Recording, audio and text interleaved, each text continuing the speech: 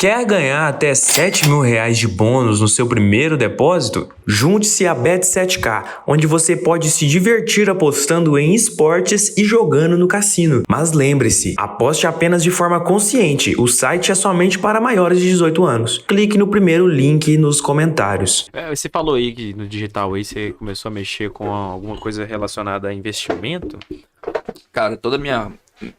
O que acontece? Teve uma vez... mercado financeiro. Isso, eu comecei no mercado financeiro.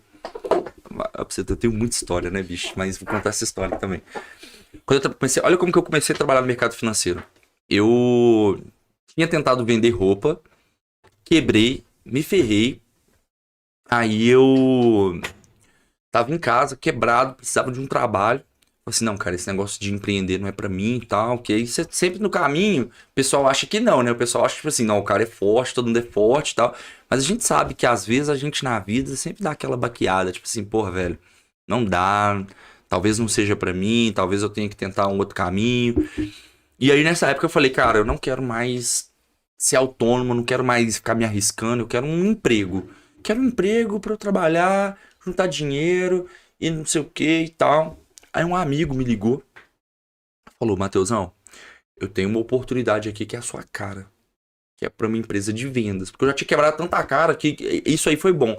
Eu ir pro mundo, quebrar a cara, eu consegui me desenvolver em vendas. Por quê? Porque, cara, quando você é você por você, não tem jeito. Ou você faz ou você toma. Então não tem jeito. Então era eu por mim e eu tinha que fazer o negócio acontecer. Então eu aprendi muito, corri muito atrás. Me ferrei muito, mas aprendi muito. E aí eu fui trabalhar, tipo assim, depois de acho que uns 4 anos fora do mercado de trabalho, nessas tentativas loucas de vou fazer, não tinha um passarinho mesmo pra dar água, não tinha nada. Eu vou fazer e acontecer. Aí vou voltar pro mercado de trabalho.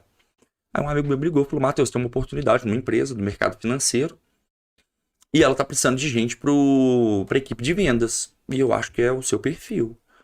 Falei, cara, nem quero saber. Só me manda os materiais dessa empresa que eu vou estudar essa empresa.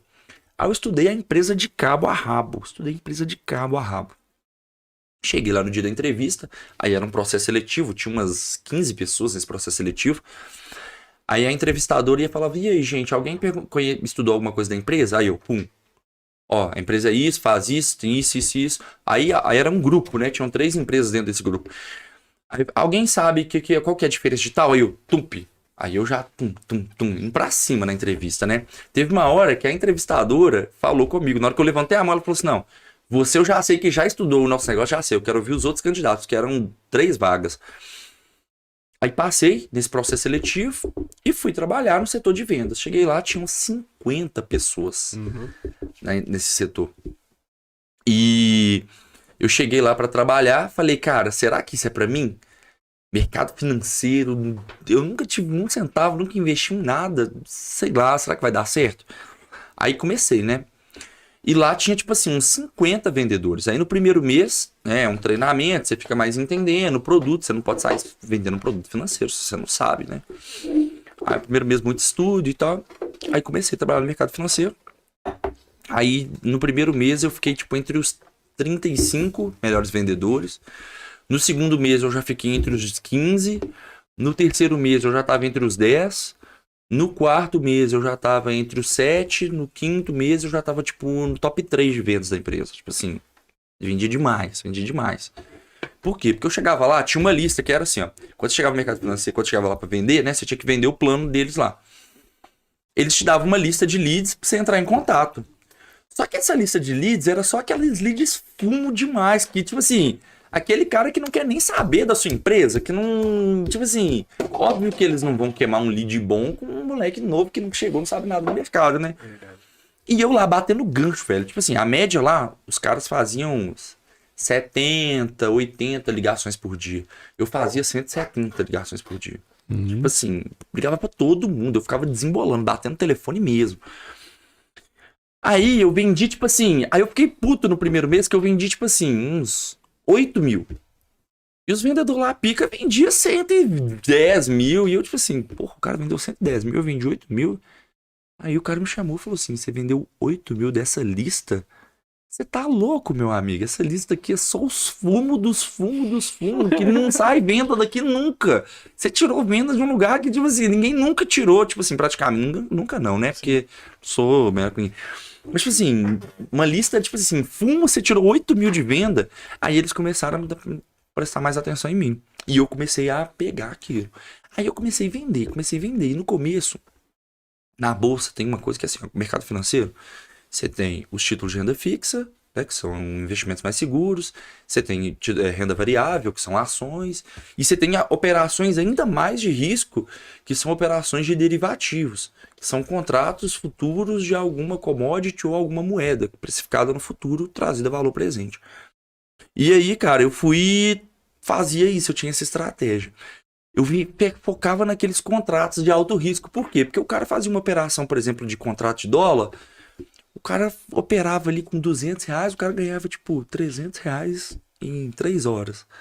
Só que o cara também se ferrava, irmão. O cara quebrava mesmo, não tem jeito. Porque bolsa, velho, principalmente essas operações de day trade, elas têm um nível de volatilidade muito alto. E são operações de alto risco, né? Na verdade, não são nem investimentos. O pessoal fala que day trade é investimento.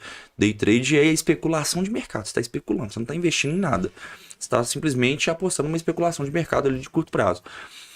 E aí eu vendia muito isso pra galera, velho. E aí meus clientes começavam... Eu vendia muito, mas consequentemente eles cancelavam muitos planos também, porque eles quebravam. Sim. E aí eu falei, cara, eu tô vendendo muito, mas eu preciso me qualificar. Por quê? Porque eu preciso ter um cliente aqui que vai saber fazer um investimento, que vai trabalhar o dinheiro dele para longo prazo, né? Pro cara ser sempre meu cliente. Aí, foi aí que eu comecei a estudar mercado financeiro. Aí comecei a estudar, tirei a primeira certificação, tirei a segunda, tirei a terceira, né? Eu fui um dos...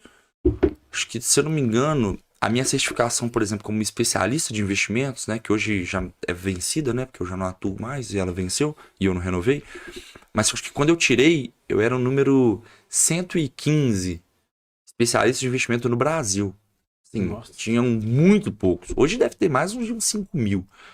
Mas fui um dos 100 primeiros, assim, especialistas de investimentos. Que é o cara que especificamente pode falar de produtos financeiros e te recomendar investimentos. Então, eu posso, por exemplo, Cleison me contratar como consultor de investimentos e eu falar para ele, olha, você tem 100 mil reais para investir? Vamos colocar 30% aqui na renda fixa em tais títulos, isso aqui nessas ações por conta disso, e aqui para fundos de investimento, fundos imobiliários, essas coisas. Então, eu tinha, né? Eu podia fazer isso. Eu não posso mais hoje em dia, porque a certificação ela venceu, mas eu posso lá renovar e ser especialista de investimentos. Não pretendo voltar, né? Pretendo usar só o uso próprio. Mas você usa hoje, então? Então, eu uso, né? Eu estudo muito, eu leio muito sobre investimentos, leio muito sobre as empresas. Por exemplo, um dos cases agora que eu tenho mais lido é sobre esse recente da Americanas, né? Que teve esse furo contábil aí. Mas o mercado financeiro, ele me abriu uma visão para uma outra coisa. Não para investimentos. Empresas. Sabe por quê? Dentro do mercado financeiro, você pode fazer uma coisa. Todas as empresas que estão listadas na Bolsa de Valores, elas obrigatoriamente têm que demonstrar os resultados que elas têm. Certo. E aí existe um campo para isso, que é o relacionamento com investidores. Lá dentro você joga todas as informações da empresa nos últimos anos, contábeis, de operações e tudo. Então eu virei um cracudo de RI. O que eu fazia? RI, relação com investidores. Eu entrava em todas as empresas e eu começava a ler tudo que essas empresas faziam de estratégia de negócio. Então, por exemplo, um case que eu gosto muito, da Centauro. Começaram a adotar o Omnichannel, né? Que é um sistema de vendas que você melhora a experiência do usuário e casa isso com um case logístico. Casos mais aprofundados, assim, né? De estratégias logísticas e de negócio.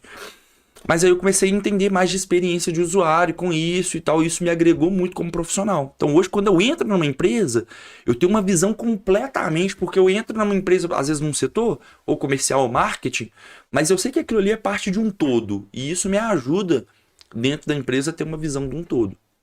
Então nessa época eu aprendi muito, me certifiquei. Aí o que eu fiz? Vou montar a minha empresa. O que aconteceu? Quebrou. Deu ruim. Não quebrou. Ela existe até hoje, mas essa empresa? Tive problema com sócios. Aí foi problema societário. O problema já foi É uma outra camada, problema societário. Você tava mais preparado. Relações sociais. Mas, assim, foi uma experiência também pra mim maravilhosa, né? Como profissional. Então, me desenvolvi muito, Caraca. né? E foi nessa época também que eu aprendi a vender. Assim, aprendi não, né? Que eu botei a minha experiência de vendas, tudo que eu tinha pegado ali de rua, de autônomo e tudo, de correr atrás, foi lá que eu botei pra executar. E, cara, pra minha surpresa, eu tava muito à frente das pessoas, assim. Então, o ir pra rua, botar a cara a tapa, eu me ferrei muito, eu quebrei muito a cara. Mas quando eu cheguei num ambiente onde as pessoas não estavam acostumadas com aquilo, eu tava, tipo, muito à frente dessas pessoas. E eu comecei a me destacar. Então eu comecei a crescer, comecei a ganhar bem. Cara, eu vendia, tinha mês que eu ganhava, tipo assim, 9, 12 mil. Eu ficava assim, caramba, o que que eu faço? Tipo, eu nunca tinha ganhado isso, né? Tipo assim, o máximo que eu tinha ganhado na minha vida era R$ 1.500 e ralando e tentando fazer os trem acontecer e não vendia. E eu já tava acostumado com aquele trem de ser quebrado e tal. E aí comecei a ganhar dinheiro. Falei, caramba, velho. Doideira. Foi tipo assim, literalmente foi num espaço de 6 meses eu comecei a ganhar muito dinheiro. Então eu entendi que aqueles 4 anos ali que eu tinha me ferrado muito serviram de preparação para que quando eu tivesse uma oportunidade eu pudesse fazer o negócio acontecer. Então, às vezes a gente não faz esse link na vida, né? A gente tá passando pelas dificuldades, a gente nem sabe para que a gente tá sendo preparado. Mas eu fui preparado para uma coisa, uma situação muito melhor, que eu soube aproveitar por conta disso.